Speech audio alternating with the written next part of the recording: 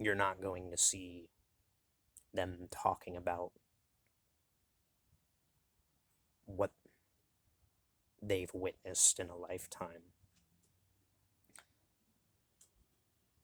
Most people are going to put on a smile and they're going to go about their lives.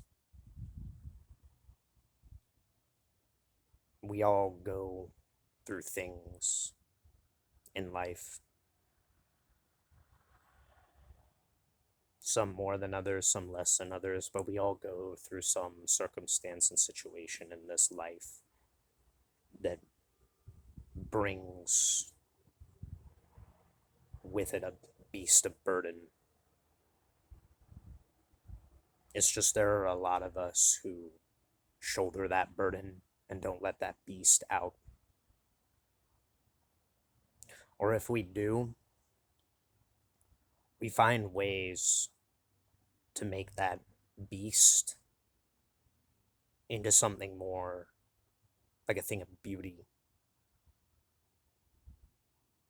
Not by letting loose a stream of destructive behaviors and tendencies, but taking that and mending that and teaching that how to grow no different than you would instruct a child, how you would take care and nurture a child, how you would have taken care and nurtured yourself when you couldn't have been there for yourself, when nobody was there for you.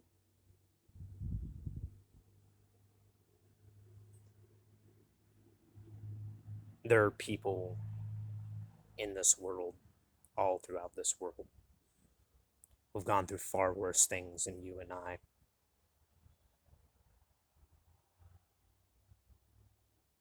And they probably walked through this life no different than you and I, just trying to make it to the next day, trying to live a life that leads them out of those dark moments.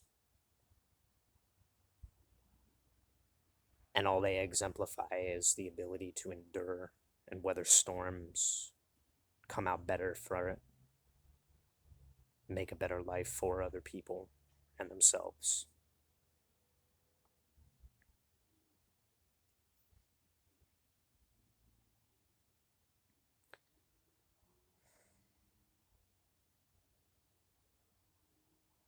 For all the fucking ideas that exist in the world, and there are a lot of them, most people go about their lives simply doing the best they can, trying to lift other people up, trying to make the world a better place.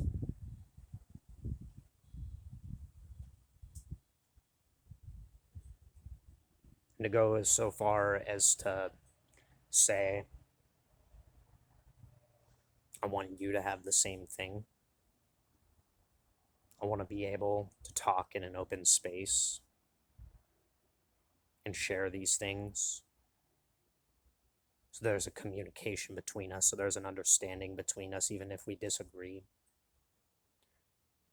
That ultimately has been what humanity has always strived for in attempting to have a civilization and a society that takes care and nurtures its people.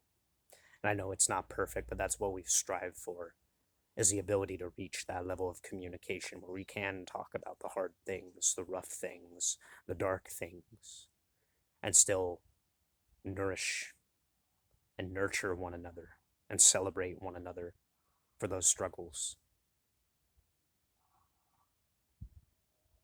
If we aren't aiming for that goal, if we aren't striving to know and understand one another for the good and the bad, if we're just sowing the seeds of discord and destruction with our actions and our behaviors, we're undermining everything that not just us, but humanity has worked for.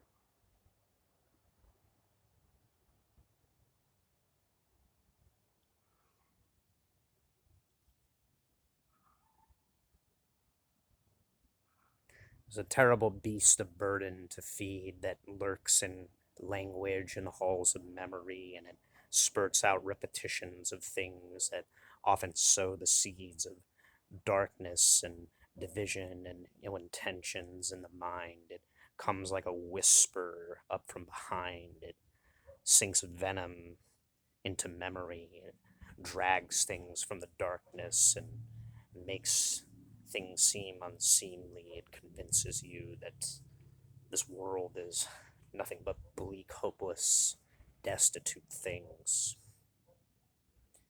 And all the while you sit surrounded in that cloud, the reality is there's a light to be found in that dark place. It erases and chases away the demons that you keep at bay. It doesn't attempt to lead them astray either. It brings them into the light to be seen for what they are. And often the reality is demons are just angels, bitter, broken, fallen, carrying scars, with truths to be revealed and to be released, so that that disturbed voice within the quiet can finally cease.